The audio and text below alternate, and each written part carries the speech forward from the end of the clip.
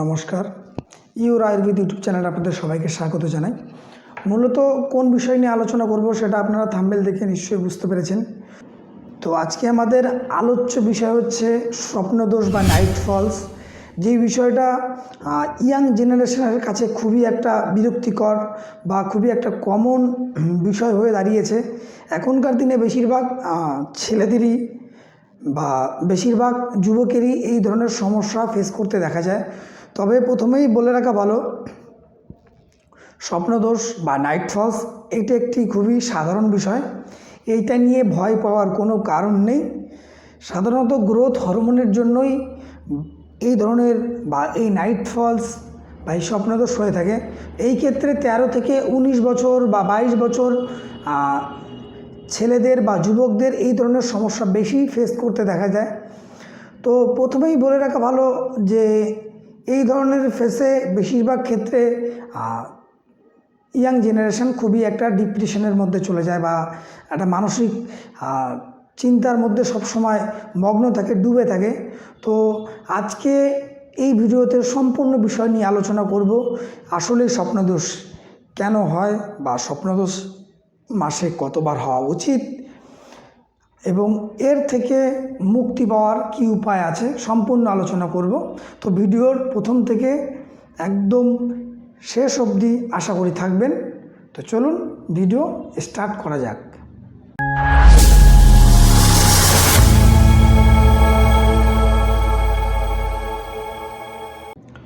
তো প্রথম প্রশ্ন হচ্ছে, মাসে কতবার নাইট ফলস বা স্বপ্নদোষ হওয়া উচিত? সাধারণত মাসে 3 থেকে 4 বার বা হার্ডলি 5 বার নাইট ফলস হওয়াটা খুবই স্বাভাবিক। যখন এটা তার অতিরিক্ত হতে শুরু করবে তখনই আপনাকে সাবধান হতে হবে এবং আপনার আশেপাশে যদি কোনো ডাক্তার থেকে থাকে তার সঙ্গে আপনাকে এই বিষয় নিয়ে কনসাল্ট করতে হবে, পরামর্শ নিতে হবে। এবার প্রশ্ন হচ্ছে যে এই ধরনের বা নাইট ফলস কেন হয়? প্রধানত যেসব ছেলেরা বা যেসব যুবকরা সবসময় যৌন উত্তেজনা বা যৌন চিন্তা ভাবনা মাথায় নিয়ে থাকে বা নানান রকম পর্নোগ্রাফি ভিডিও মোবাইলে দেখে থাকে, এক কথায় বলতে গেলে পরে যারা সবসময় যৌন চিন্তা ভাবনার মধ্যে নিজেদেরকে ডুবিয়ে রাখে তাদেরই বেশিরভাগ ক্ষেত্রে এই সমস্যা হতে দেখা যায়। এই ক্ষেত্রে আবার যেসব ছেলেরা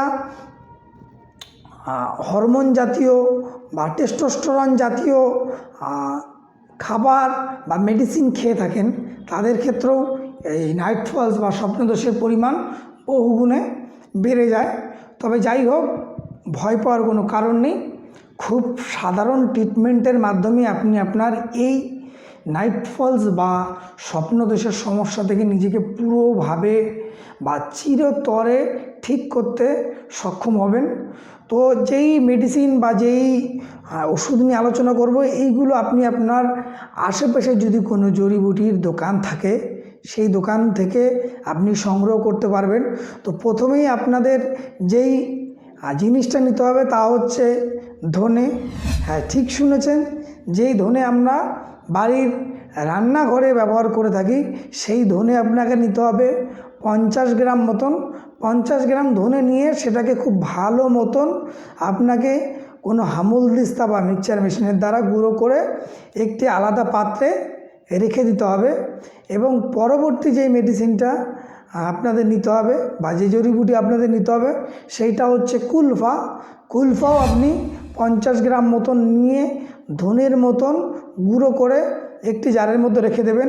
এই ক্ষেত্রে কুলফা অনেকে নাও চিনতে পারে, তো এই ক্ষেত্রে আপনি আপনার সেই জড়িবুটির দোকানে গিয়ে যদি নাম বলেন তারা অবশ্যই আপনাকে দিয়ে দেবে।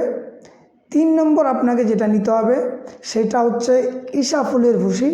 ঈশা ফুলের ভুসি আমরা কম বেশি সবাই চিনি। ঈশা ফুলের ভুসি আপনাকে নিতে হবে 50 গ্রাম।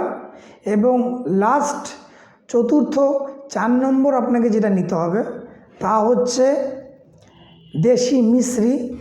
দেশি মিশ্রি এই জন্য বললাম, কেননা দেশি মিশ্রিতে কোনো রকম কেমিক্যাল বা কোনো রকম মিলাবাট বা ওষুধ এই ধরনের কোনো কিছু তার মধ্যে মিশানো থাকে না।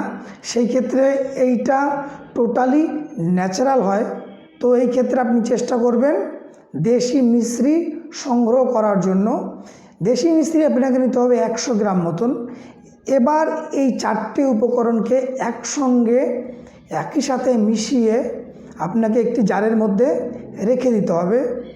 এরপর প্রতিদিন দিনে 2 বার 1 চামচ করে এই মেডিসিন আপনাকে সেবন করতে হবে। দেখবেন কিছুদিনের মধ্যেই আপনার এই ধরনের যেই সমস্যা আপনি ফেস করছিলেন, নাইট ফলস বা স্বপ্নদোষের, চিরতরে এর সমাধান হয়ে গেছে। তবে অবশ্যই আয়ুর্বেদিক মেডিসিন খাওয়ার আগে আপনাকে দেখতে হবে, আপনার খাদ্য তালিকার পরিবর্তন করতে হবে। অবশ্যই আপনি চেষ্টা করবেন বাজারের তেলে ভাজা ফাস্টফুড বা এই ধরনের খাবার থেকে নিজেকে সবসময় বিরত রাখতে, এবং তার জায়গায় চেষ্টা করবেন নর্মাল খাদ্য অভ্যাস তৈরি করতে, যার ফলে আপনার এই ধরনের সমস্যা ভবিষ্যতে আর কখনো ফিরে আসবে না। এবং শুধু তাই নয়, যদি আপনি ঠিক মতন আপনার খাদ্য অভ্যাস করেন তো পরবর্তীকালে আপনার কোনো ধরনের রোগ আপনার শরীরে বাসা বাঁধতে পারবে না। তো যাই হোক, অনেক কথা বলে ফেললাম। যদি কোনো রকমের কোনো প্রশ্ন থেকে থাকে এই বিষয় নিয়ে, তাহলে অবশ্যই কমেন্টে লিখে জানাবেন। দেখা হবে পরবর্তী কোনো ভিডিওতে অন্য কোনো বিষয় নিয়ে। ততক্ষণের জন্য সুস্থ থাকবেন, ভালো থাকবেন।